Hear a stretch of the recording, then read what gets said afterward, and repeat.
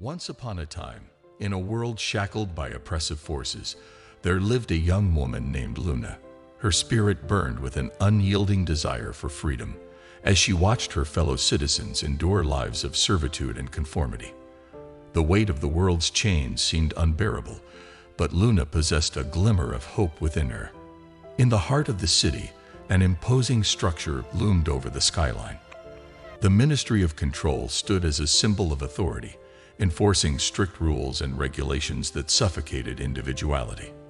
Luna, however, refused to be confined by its grasp. She yearned to break free and transcend the boundaries that restricted her fellow citizens. Determined to challenge the status quo, Luna embarked on a journey to discover the true meaning of liberation. She ventured into the forgotten corners of the world, seeking wisdom from those who had dared to rebel against the oppressive regime. In her travels, Luna encountered a group of rebels known as the outcasts. These brave souls had chosen to live on the fringes of society, embracing a life of uncertainty and danger in exchange for freedom. Their leader, a charismatic man named Gabriel, became Luna's guide on this treacherous path to emancipation. Gabriel shared with Luna the wisdom of Albert Camus, who once proclaimed, "The only way to deal with an unfree world is to become so absolutely free that your very existence is an act of rebellion." These words resonated deep within Luna's soul, igniting a fire that would fuel her audacious quest. Together, Luna and the outcasts devised a plan to shatter the chains of oppression. They organized secret gatherings where they cultivated a sense of unity and solidarity among the downtrodden. They encouraged others to embrace their unique identities, encouraging them to resist the suffocating grip of conformity.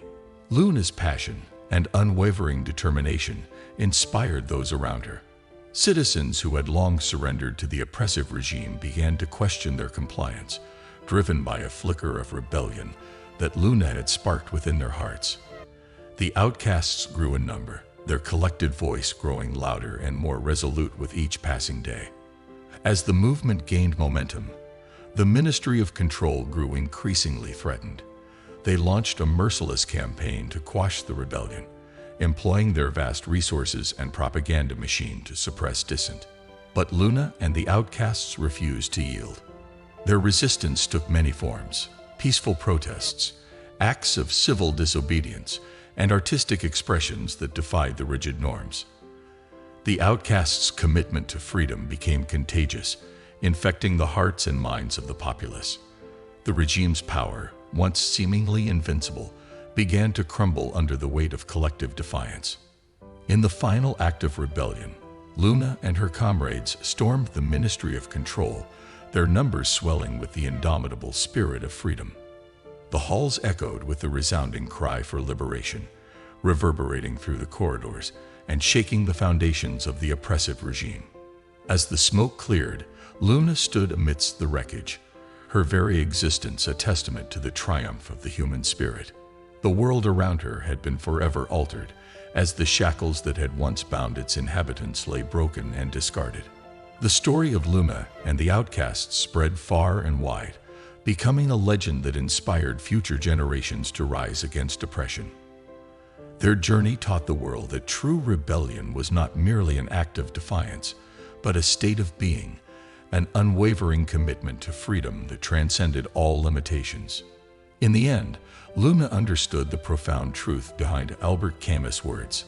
The only way to confront an unfree world was to become so absolutely free that one's very existence became an act of rebellion.